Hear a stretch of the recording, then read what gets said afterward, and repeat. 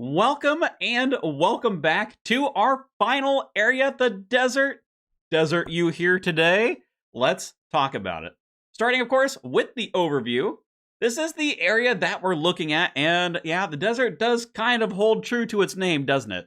You get a little bit of stuff up here, a little bit of stuff down here, and not a whole lot else. We're gonna see as we dive into this stuff, but it's a medium-sized area. There's just not a lot going on. On the notable shop side, we have got these two, which I really like about this area. These are the guys that help you with making potions, essentially. You've got Zahur, who will clean unnoted herbs for 200 GP each, no dyeing requirements. And you've got Wesley, who will grind herb secondaries for 50 GP each.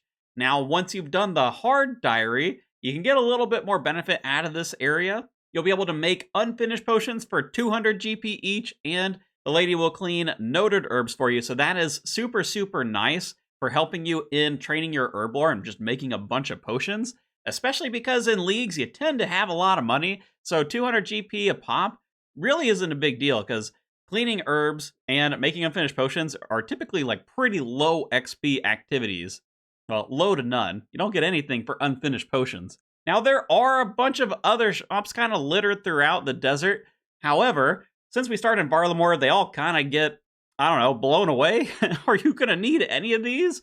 I kind of don't think so. I mean, maybe Ali Morrisane. I could see that. He does sell soul and blood runes. Now, you do need to do a quest in order to access them, and also a mini quest so that he'll actually sell runes, which, now that I think about it, the mini quest has you go to Varrock.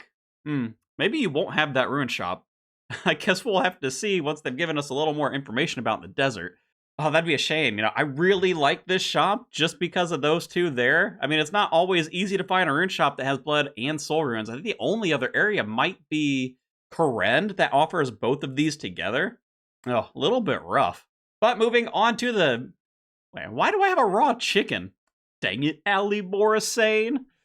All right, we'll drop that one on the ground. So, resource nodes, you're not really coming to the desert for anything fancy. Yeah, there are some trees out there. There are some, like, mid-tier rocks that you can mine. But probably the biggest thing that you're looking to is, like, the sandstone mine. This is, in the main game, the best mining method. Now, depending on some of the relic powers, this may or may not actually be that good for you. But if you're just trying to do, like, stock standard mining, then sandstone mining is going to be really good. There's also a side benefit that you can grind the sand down into buckets of sand. I don't think that's super useful in a league, but if you want to pretend like, hey, you're living that full Iron Man lifestyle, you can do this. You can turn that into molten glass later.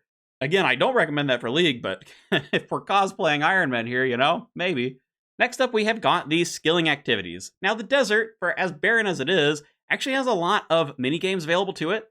You've got a couple of thieving options for yourself. So Pyramid Plunder, this is where you get that golden staff that can teleport you to TOA. You can start doing this at 21 thieving, and then every 10 levels, you unlock another room, and it goes all the way up to 91 thieving. Now, you can get poisoned in here, so do be a little careful. You can also get a mob on you that'll attack. So if you're a low level, probably bring some food with you. Once you get into the higher levels, it doesn't really matter. And this is one of the best thieving methods in the game, so if you don't have like a thieving relic, then maybe this is going to be a good benefit for you. We've also got the Sorcerer's Garden, which is where you get the squirks. You can turn that into squirk juice, turn it in, get thieving XP. There is almost always tasks associated to this in League, so you're going to be doing it. Luckily, there's no requirement for this, besides having to do a quest, but the quest that would normally be required for this is going to be auto-completed, so you're not going to have to worry about it. Next, we have got Giant's Foundry, the big sword here. We are not going to get ice gloves when we unlock the desert. Those are behind the Fremnik region, so keep that in mind. But for Giant's Foundry, this is the smithing minigame. Takes 15 smithing, plus you got to do a quest. So again, it's a little annoying to get into, but the quest itself is quite short, so it shouldn't be too terrible. And this is one of the best, if not the best, smithing training in the game. Debatably up against Blast Furnace in the Fremnik region, but this is still a really good smithing solve. Next, on the agility side, we do get ourselves 2 rooftop courses, and of course the agility pyramid. Now, the agility pyramid, I mean, you could use it for money. I don't know that's really going to be an issue for you during League, so I doubt you're going to be here very much, but there might be a few tasks associated to it. You do need 30 agility minimum in order to climb up there and get the pyramid top, though the agility pyramid is notorious for failures. So unless you have something like agility boots that make it so you don't fail agility obstacles, you probably don't want to be doing the agility pyramid with less than like 50. And even still, you probably want to have like 70 agility because otherwise it's super annoying. Now, as for the rooftop courses, we do have a course in Al-Kharid. That's going to take 20 agility. So it is kind of helpful at those low levels. You are going to outskill it pretty quick. But the nice thing is the desert also has a higher level one in Palnivnich. What a city name. Don't say that 3 times fast. It's really difficult. Now, that rooftop course requires 70 agility. It is the 3rd highest in the game, so it's actually pretty decent XP as well once you get up there.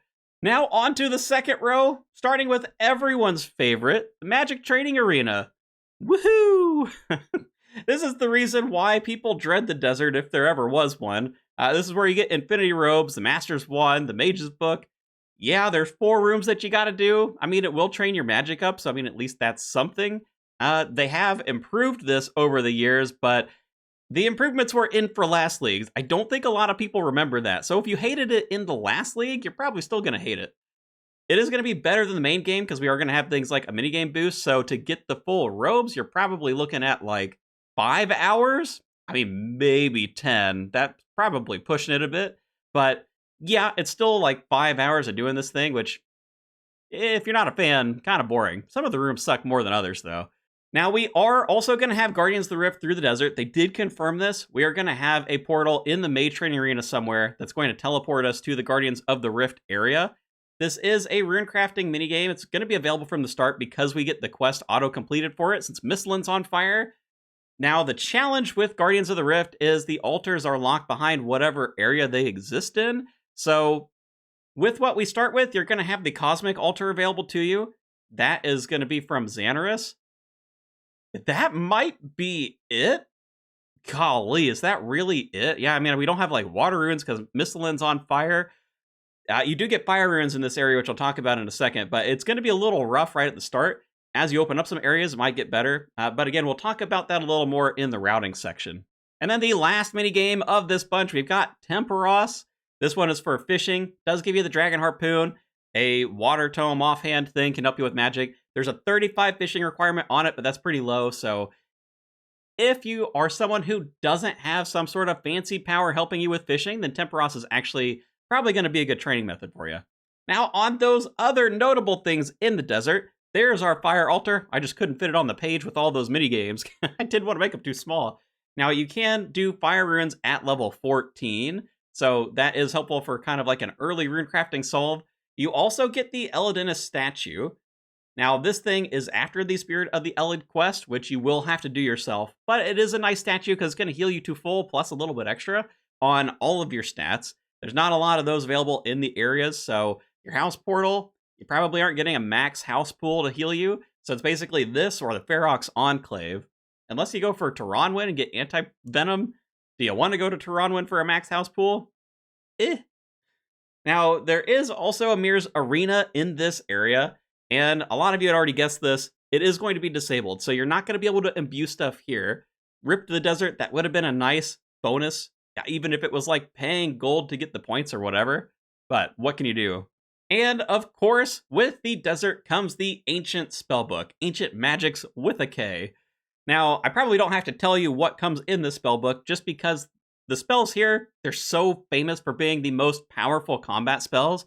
Now, that may or may not be true in leagues, because elemental weakness is a thing. So if we have some nice boost to that, that might be a cool build. But generally speaking, Ancients is kind of like your go-to if you're going to be casting spells, not using a charge staff. So Ice Barrage, Blood Barrage, these are probably the main 2 that you're going to be sticking with.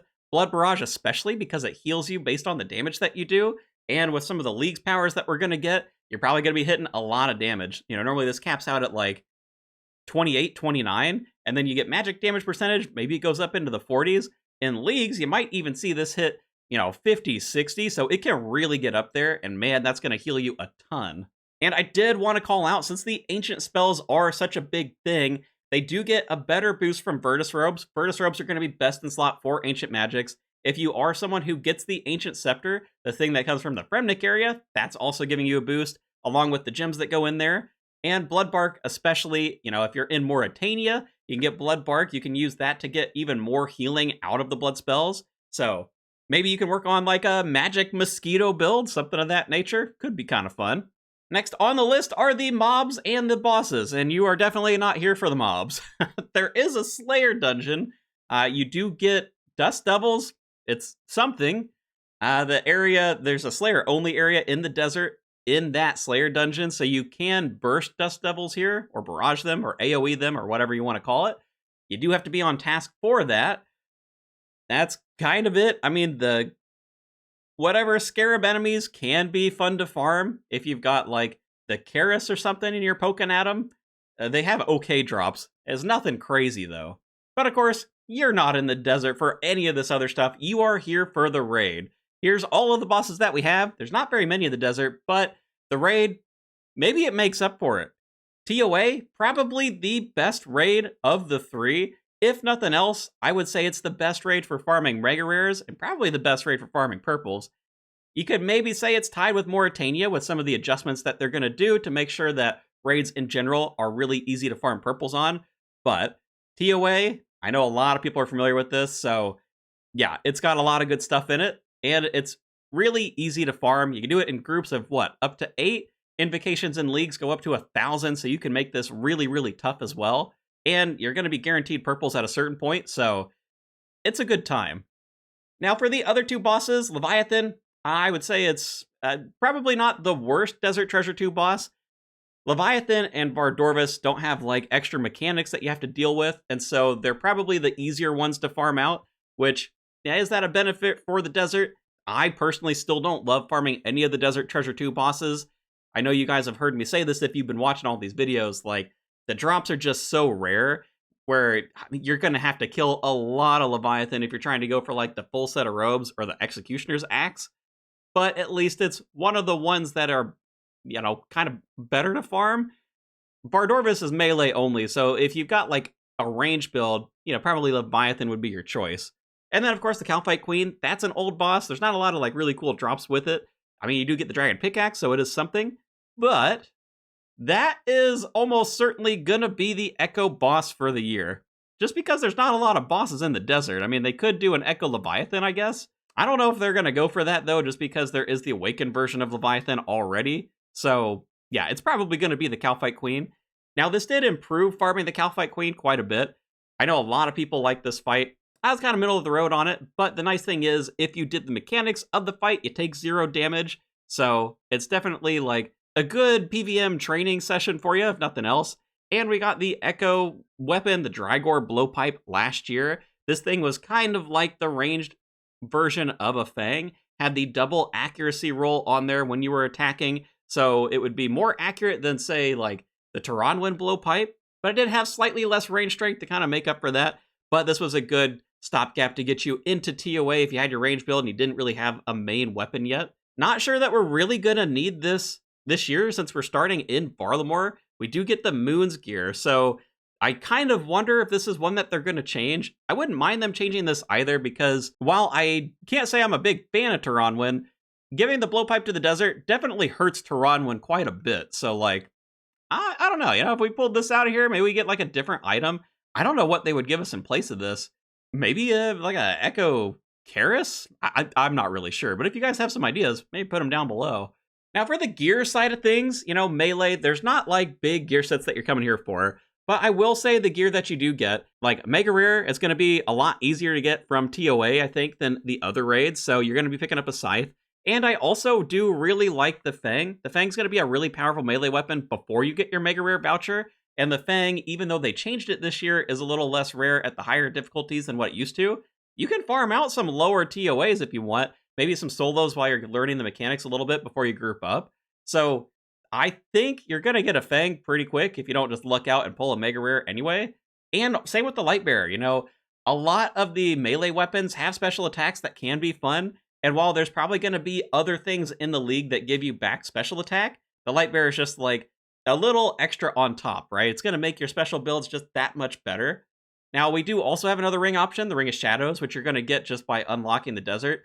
It's not like end tier, high-end ring, whatever, but it does give you a ring slot, and it is positive stats for all the styles, so we're going to see it again. Like right now, for the range gear. Now, range gear is interesting because there's no early game range gear. That's not what you're coming here to the desert for. Luckily, Moons is going to take care of you for that. But then we have what is the best in slot range setup, and minus maybe something with Void. I know Void last year was a lot of damage as well, but this is Missouri. And you can also pull, it's a great raid, get yourself a T-Bow. Plus, Leviathan drops the best in slot range ring, and they did already confirm that we are getting completed items, so we don't have to worry about any sort of weird combos there. So even though it doesn't necessarily look like a lot, this is actually a very strong range region. And before I talk about mage gear, actually, I will say, for the Leviathan, I think range is probably the best way to kill it regardless, so that's just more bonus points to range, I think, if you're going to be going towards the desert. Now, as for the mage gear, you do get a lot more options here. Granted, little asterisk here next to the mage stuff. Yeah, a lot of it is coming from the mage training arena early on. I know you probably don't like that, but it is also typically worth a lot of points, so you're probably going to be doing it anyway. That means you're going to be picking up the ancient spells really quickly, or you get an ancient staff so you can auto-cast them, and then everything else is coming from that mage training arena in the early side of things. Now, late game, yeah, you do get a shadow. You've also got a shield slot here, which typically isn't useful because the shadow's two-handed. But we are also going to have access to Doom, so if you have like the Eye of Iag, then this is going to be like the best in slot offhand for mage. Plus, you can get full Virtus robes from the Leviathan if you farm them out. And another nice little benefit for mage is the improved rune pouch. We're all going to have access to this through the Slayer shop. So the desert is kind of like a little extra bonus. You get the thread from the raid, and you can add an extra slot to the rune pouch.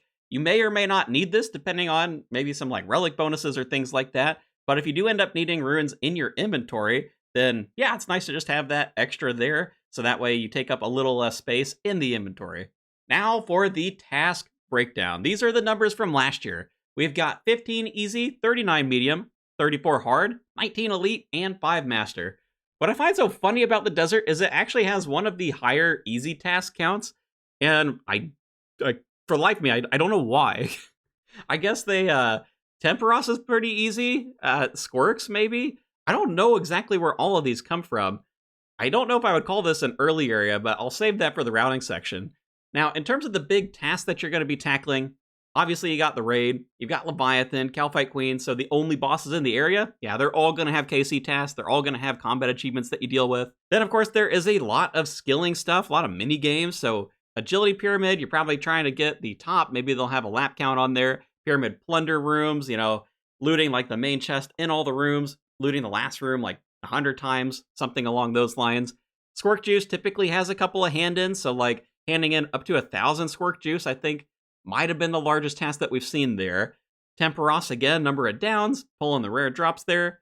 Guardians of the Rift has an outfit, has the lantern thing, has a pouch that you can get. A lot of stuff from the minigames that you can pull. And of course, there's going to be a lot of rare equipment as well, like equipping Infinity Robes, equipping Missouri, all the Mega Rares, the Virtus Robes, all of that stuff is going to be there. And because we have the power of a little bit of hindsight, we also know that the regions are going to have their points balanced, so I wanted to make a note of that here. Now, this doesn't include for combat achievements, so there might be slight imbalances, but that is really nice because it means we're not going to have to worry about which regions are like the best point regions in the game. They should all be very, very close to each other. So, on to the routing, and I think of the areas, this is one of the simpler ones. If you do find yourself in the desert early, congratulations, I hope you like minigames. That's about all you can do. There's like no mobs to farm. You're not going to TOA yet. You're level like 15 or whatever, right? Is it good to take it early? Probably not. But I mean, I guess you could, because a lot of these you can get to fairly quickly. It's not horrible, but you also probably want to have like higher minigame point boosts before you realistically farm these out, just so that you don't have to spend quite as much time there. But yeah, if you're here early, you're probably going to have to do at least a little bit of these to get enough points to unlock your next area. Now, one thing I will say, do the Squirks as soon as you can. You really, really, really want to do this while there are people playing leagues, so the first couple of weeks are going to be the best time to get these tasks out of the way. I know it can be boring. It's probably going to take you a couple of hours to get enough Squirks, But the benefit of doing this early is last year we had a world that was just packed with people, like 2,000 people in the desert running the squirks. And what that means is you bypass the mechanics of the Sorcerer's Garden. Normally when you're running for these, there's little ghosts that are around, and if they see you, they'll like cast a little spell at you, and they'll make you start the run over again, so it can be kind of annoying. But if there are just so many people, because it's old content, they can't keep up with it. Yes, there will be a poor soul every once in a while, and it may be you every once in a while who gets caught, but the majority of people just get through it for free, and that's why it only takes a couple of hours, because you just run, you grab a squirk, start again, and you just keep that repeating over and over until you get enough for all of the hand-in tasks. All right, welcome to the mid-game, where all we do is still mini-games. That's right. Did you guess it? This is kind of all the content that there is in the desert. Hopefully at this point, though, you do actually have the minigame boost, which means it's time to actually farm out the different outfits and things, pick up all of those points. Now, you know, the downside and both the benefit of this is normally these outfits are worth quite a lot of points, so kind of sucks because it means you have to farm them. But when you do get them, you're getting big chunks of points, like 400, I think, for the Infinity Robe outfit, plus like 200 for equipping a piece, so like 600 right there. And there's going to be other little bits that you're picking up along the way. So hopefully you like mini games. Keep going. You got this. Now, luckily in the mid-game, the Calphite Queen is also not that hard of a boss. You do have the Karis Partisan available to you if you're melee, or if you've got some sort of like hybrid tribrid thing going on, depending on how the combat masteries are this year. Calphite Queen hits like a truck. Do be careful. Prayer doesn't really help you with that. You can safe spot her, but considering she will almost certainly be the Echo Boss is going to be easier. Like I mentioned before, if you do it correctly, you can take 0 damage from the Echo Boss, so I think mid-game is the right time to farm this one out, and especially depending on what that Echo item is coming from the Calphite Queen, that can be a nice little boost in the mid-game for you. It may take a little getting used to. I wouldn't say that this was like the easiest boss, and I would also say it probably wasn't the hardest boss. It's kind of middle of the road. Take a little bit of time to learn the mechanics, and then once you get it down, you should be able to farm it out. And then, of course, we get ourselves to the end game. Luckily, yeah, we already got all the minigames out of the way because we kind of had to. So all that's left is, well, Leviathan. I don't know if I would call Leviathan the best part of the desert, but the TOA, you know, the raid, that is definitely the best part of the desert. So now's the time. Send your TOA, get all of the purples you ever wanted. I would probably do TOA before I did Leviathan, because, yeah, farming out Desert Treasure 2 bosses, not that fun. Takes a lot of time if you want to get all the items. So, like, go to TOA, get your T-Bow, get your Missouri, and then go camp Leviathan. It'll save you a lot of time. So, now the fun part, the pros and the cons. What do we think about the desert? Double Shine, really high up on the desert. Me and Skritic, not as much, right? On the pro side, you know, the raid, it is 100% the reason why you picked the desert. You and I both know that. It's so good. The stuff that it offers is good. The mechanics, for the most part, are good, and they've even made it better since the last league. Some of the more annoying rooms have been improved. And so, yeah, I mean, you're doing the raid. Unlike the other regions where maybe you struggle to farm it out, I think you're going to 100% TOA, which is going to be worth probably a big chunk of points for the desert. And in terms of the gear, you know, I mean, you get a really nice spread for all of the combat styles. I know melee isn't super well represented, but even the little stuff that you do get from melee, pretty good. I love the herb support guys that are in Narda.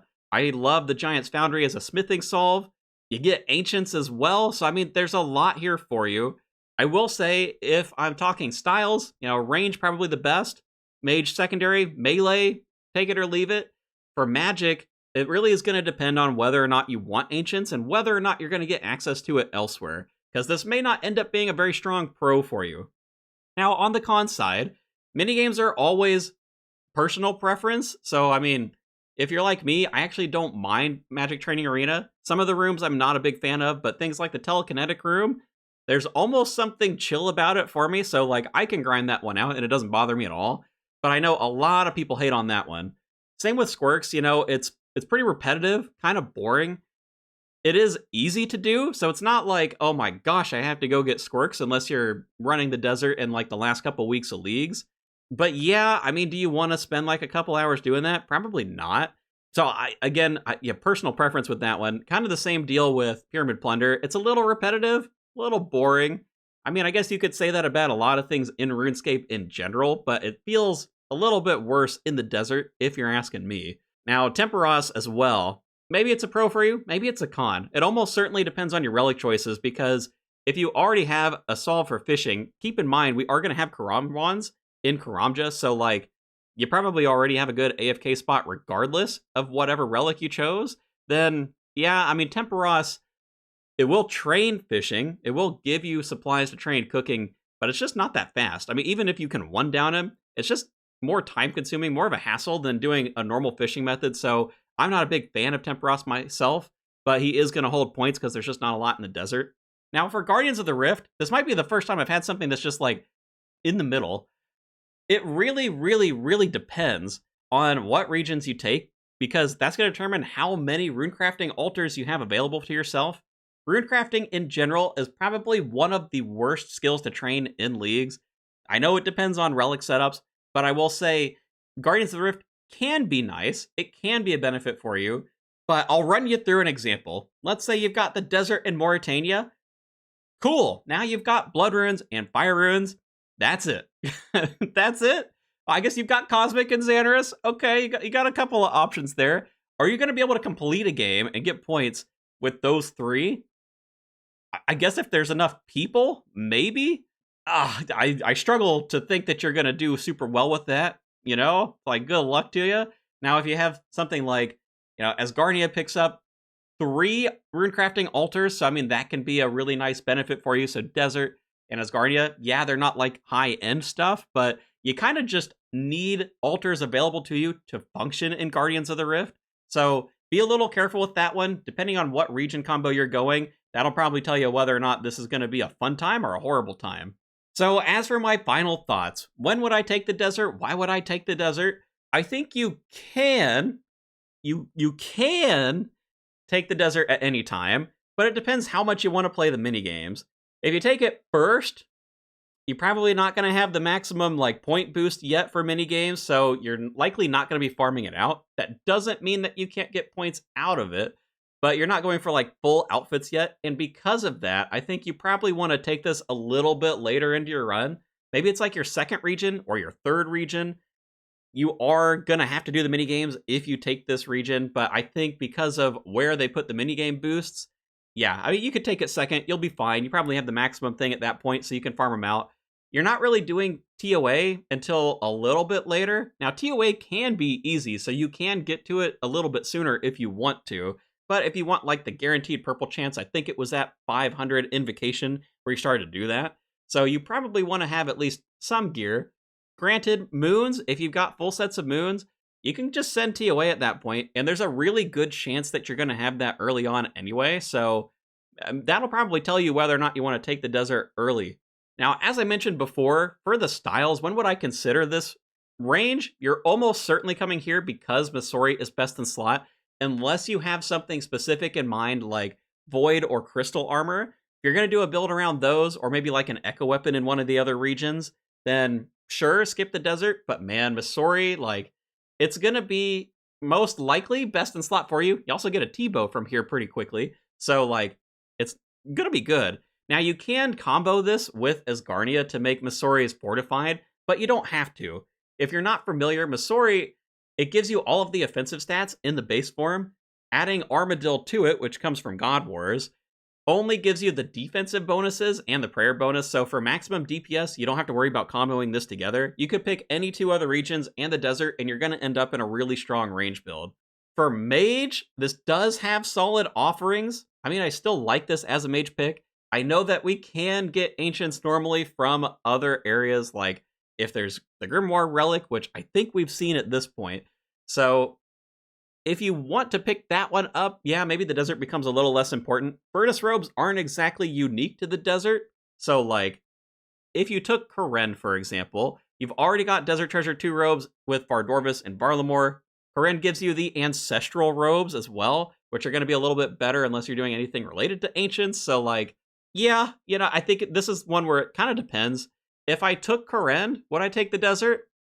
Maybe not. You know, I don't love farming Chambers of Xeric for a raid, just because it's not a guaranteed purple. But considering it gives other magic armor, and we have the Eye of Ayak as a backup, I don't think I would do 2 raid regions as a mage build. I mean, you do what you want, but like that's my personal take on this. Now for melee, melee I would take or leave it. You know, I like the Fang, I like the Light Bearer. They are good, so you definitely can take this region as melee and you're not going to feel bad about it. Plus, there is something to say about having your off style be really strong, and like it's a good range region. But since melee, you're probably already going into Mauritania, that would mean you're ending up with like 2 raid regions almost certainly. And do you have to do it? Definitely not. You know, there's other melee regions that are going to serve you better. So that one I think is more of a personal choice. Do you like the stuff in the desert? Do you prefer farming out TOA to TOB? Because you can come get a scythe here if you wanted to. Then maybe you take the desert. Otherwise, you can probably avoid it and just slot in some other regions, have a little more fun that way. Oh, but that is all of my thoughts. Now, I am going to be covering all of the daily reveals that we get and doing a progress series once the league starts. So if you want to see that, make sure to subscribe. I am also going to have these slides available in the Discord. So if you want them up on your side monitor while you're running around in the game as a point of reference, then feel free to join there. You'll find them in the league's resource channel. Just make sure to grab the league's role when you join the Discord. Then you'll be able to see that. Otherwise, that's all I've got for you. So thanks for watching, and I will catch you in the next one.